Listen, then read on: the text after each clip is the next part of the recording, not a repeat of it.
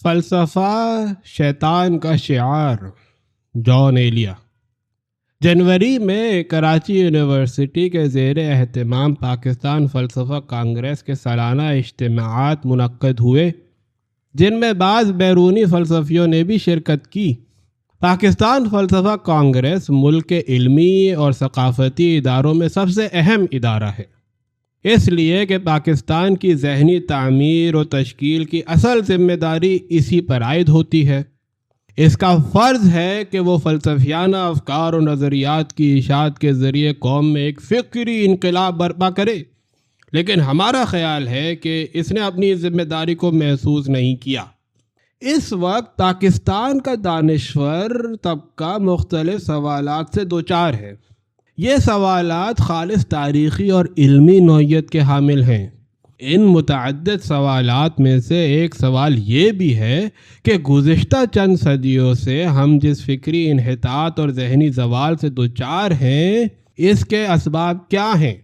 یہ ایک ایسا سوال ہے جس کا جواب پاکستان فلسفہ کانگریس ہی کو دینا چاہیے۔ اس سوال کے غالباً دو ہی جواب ہو سکتے ہیں، یعنی یا تو اس کی ذمہ داری عقیدے پر ہے یا عقل پر۔ اب ہمیں یہ سوچنا چاہیے کہ ہم نے اپنے اخلاقی، سیاسی، تہذیبی اور ذہنی زوال کی اس طویل مدت میں عقیدے کی بات مانی ہے یا عقل کی۔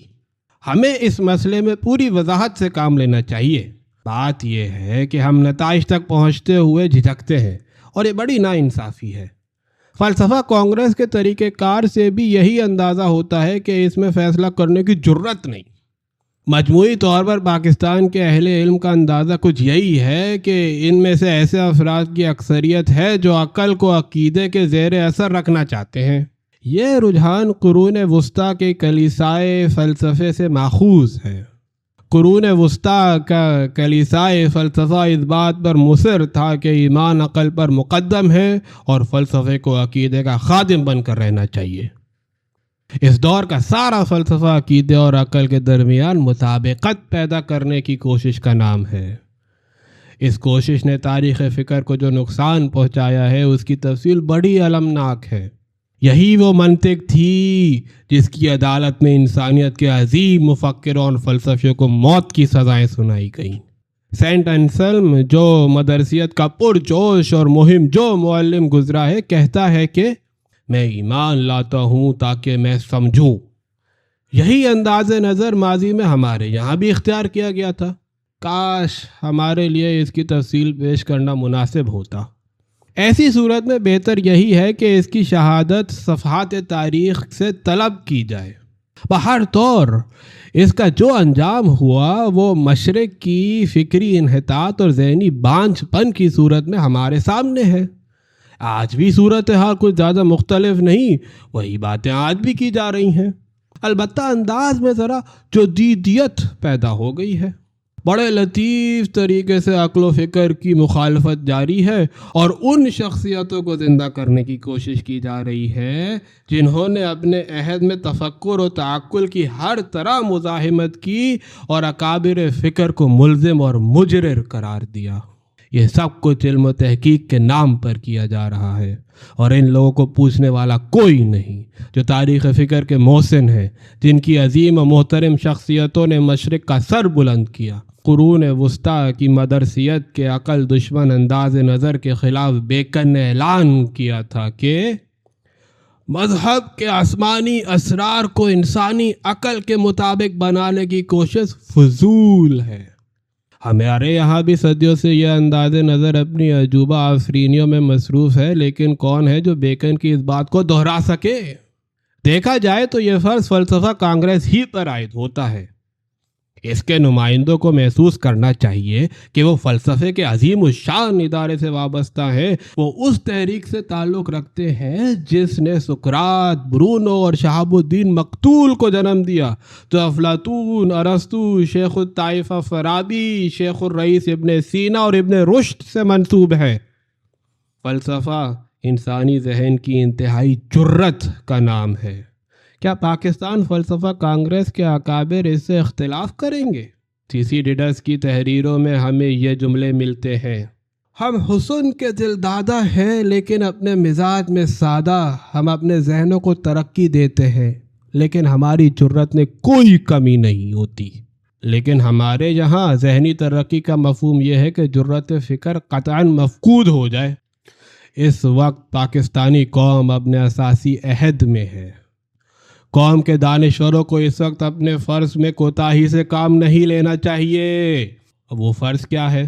وہ یہ ہے کہ عقلیت پرستی کے رجحان کی ترویج اور جذبات زدگی کی مزاحمت کی جائے، اور اس کے لیے جرت فکر کی ضرورت ہے۔ فلسفہ قومی، نسلی اور عقیدانی اعتبارات سے بلند ہو کر حیات و کائنات کو سمجھنے اور سمجھانے کی بے لوث اور غیر جانبدارانہ کوشش و کاوش کا نام ہے۔ مناسب ہے کہ ہم یہاں فلسفے سے متعلق کچھ وضاحتیں پیش کریں۔ فلوسوفیا، فلسفہ کے لغوی معنی عشق حکمت یا دانش دوستی کے ہیں۔